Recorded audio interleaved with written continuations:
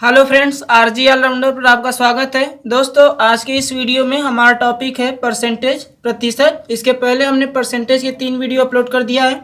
ये चौथा वीडियो है जिसमें हम परीक्षा में पास और फेल पर आधारित क्वेश्चन को सॉल्व करेंगे। चलिए दोस्तों, वीडियो को स्टार्ट करते हैं।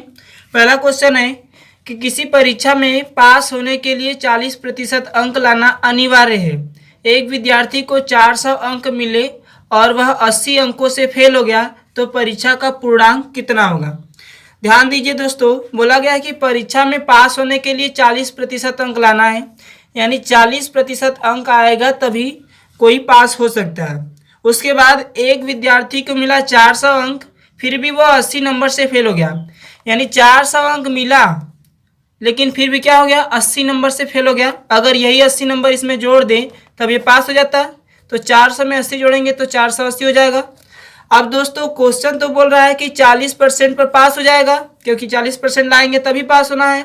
और यहाँ पर बोल रहा है कि 480 नंबर लाने पर हम पास हो जाएंगे। यानी परसेंटेज में 40% लाना है और अंक में 480 अंक लाना है। तो हम बोल देंगे कि 40% जो है वो 480 अंक के बराबर होगा। तो अगर हम 1% निकालेंगे तो 480 बटे 40 करेंगे, यहाँ से कैंसिल हो जाएगा। 12 चौक 48, कितना आया दोस्तों, 12। यानी 1% का वैल्यू कितना आया, 12 रुपया। सॉरी, 1% का वैल्यू आया 12। अब 100% का वैल्यू निकालेंगे तो कितना आ जाएगा, 12 गुणा 100, यानी कितना आ जाएगा, 1200।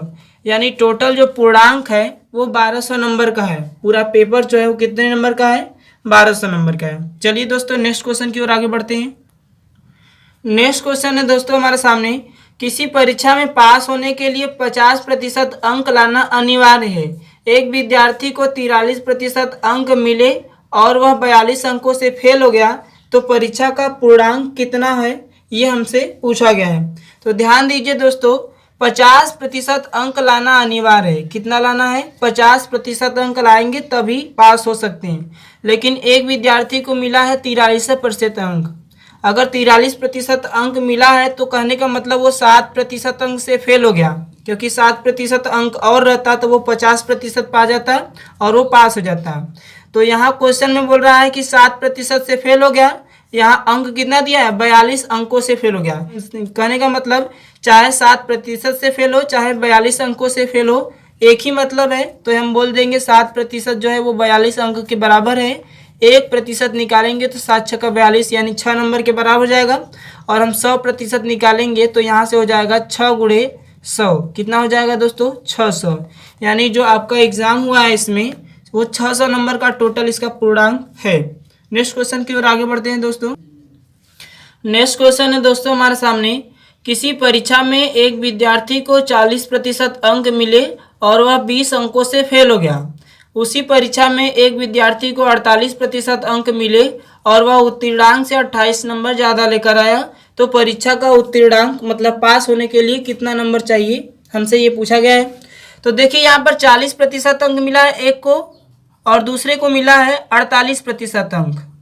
यानी जो दूसरा वाला विद्यार्थी है वह पहले वाले विद्यार्थी से 8% अंक ज़्यादा पाया है। कितना पाया दोस्तों, 8% अंक ज़्यादा पाया है। अब हम थोड़ा अंकों में देख लेते हैं कि वो कितना ज़्यादा पाया है। जैसे पहला क्या है, पहला विद्यार्थी जो है वो 40% अंक पाया है, फिर भी 20 अंकों से फेल हो गया। जैसे मान लीजिए कि ये हमारा कट ऑफ है, 100 नंबर का कट ऑफ है।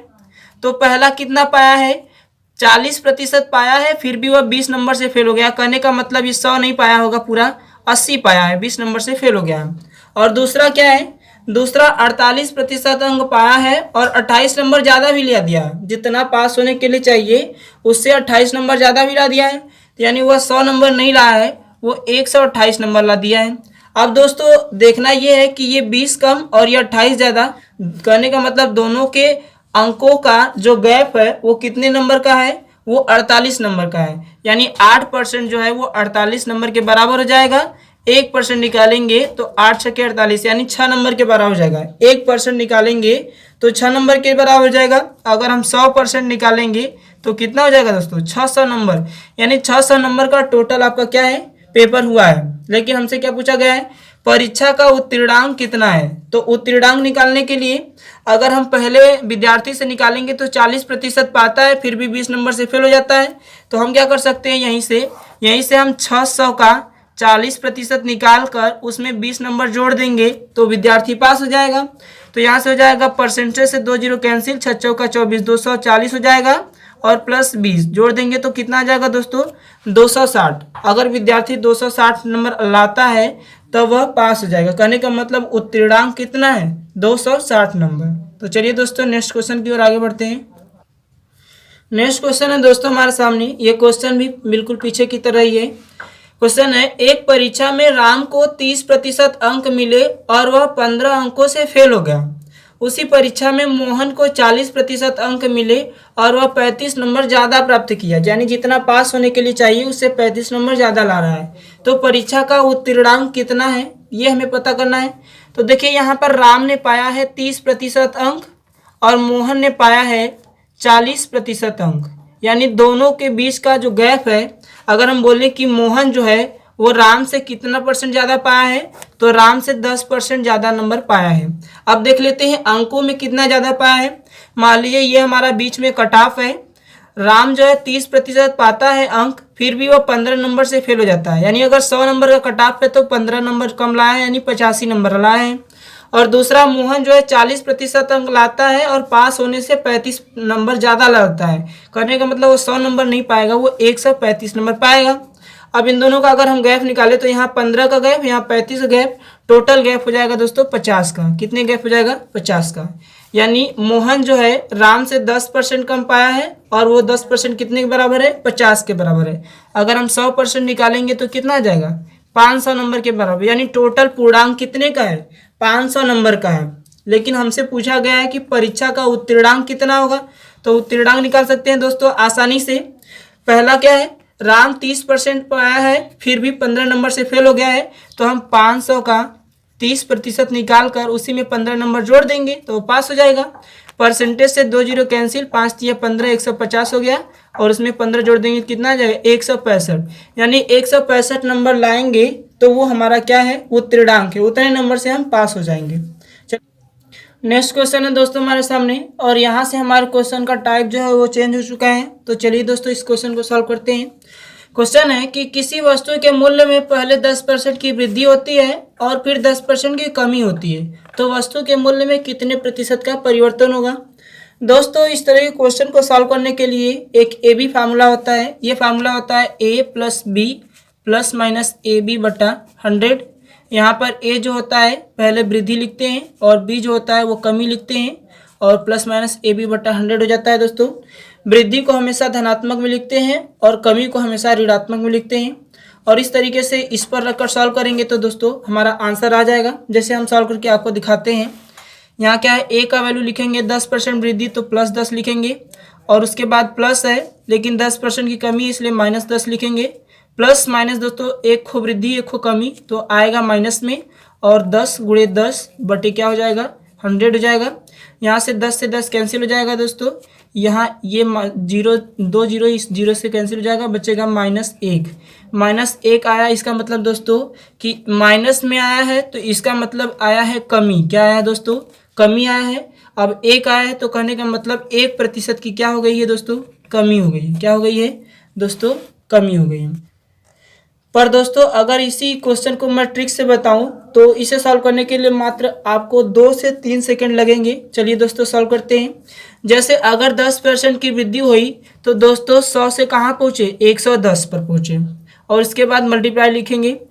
उसके बाद यहाँ पर है कि 10% की कमी हुई, जब 10% की कमी होगी तो 100 से कहाँ पहुँचेंगे, 90 पर पहुँच जाएंगे।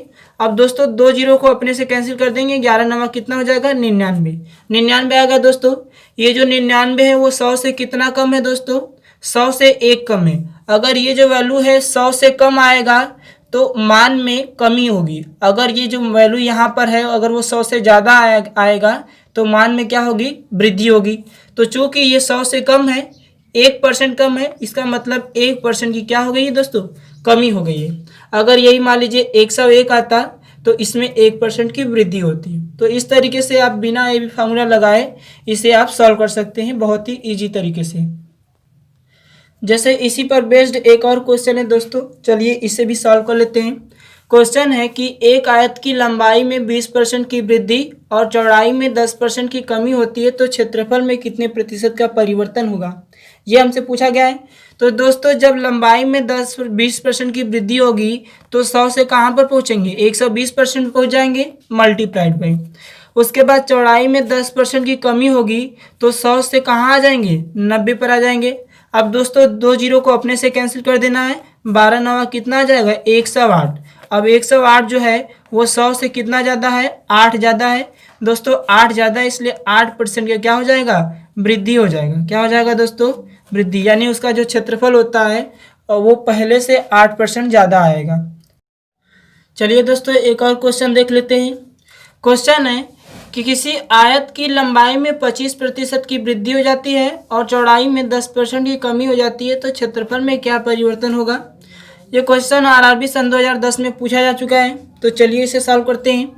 दोस्तों अगर लंबाई में 25% की वृद्धि होगी तो ये पहुंच जाएगा 100 से 125% तक पहुंच जाएगा और मल्टीप्लाइड बाई, और चौड़ाई में क्या है 20% कमी आ जाती है। जब चौड़ाई में 20% कमी होगी तो ये 100 से 80 पहुंच जाएगा। अब दोस्तों सीधे सीधे हम 1 जीरो तो कैंसिल कर लेंगे, 1 जीरो नहीं कटेगा तो बाद में 10 से भाग दे देंगे दोस्तों। 8 पचे 40 हो जाएगा, 8 दूना 16, 16 4 20 हो जाएगा और 8 एकम 8, 8 2 10, कितना आ जाएगा दोस्तों, 10 आ जाएगा। और 1 जीरो कैंसिल कर हो गया है, 1 जीरो और कैंसिल करना है तो इसको कैंसिल कर देंगे, आ जाएगा 100। अब दोस्तों 100 ये आया है तो ये 100 से कितना ज़्यादा है, एक भी ज़्यादा नहीं है। कहने का मतलब ये 100% के बराबर है। तो इसका मतलब ये है कि इस क्वेश्चन में क्षेत्रफल में कोई प्रभाव नहीं पड़ेगा, न तो क्षेत्रफल में वृद्धि होगी और न तो क्षेत्रफल में कमी होगी। इस तरीके से दोस्तों हम क्वेश्चन को सॉल्व करते हैं। तो उम्मीद करते हैं दोस्तों कि ये वीडियो आपको पसंद आया होगा। प्लीज़ दोस्तों अगर वीडियो पसंद आया है तो वीडियो को लाइक कीजिए, चैनल को सब्सक्राइब कीजिए और ज़्यादा से ज़्यादा वीडियो को व्हाट्सएप ग्रुप और फेसबुक ग्रुप में शेयर कीजिए। थैंक यू दोस्तों, बेस्ट ऑफ लक।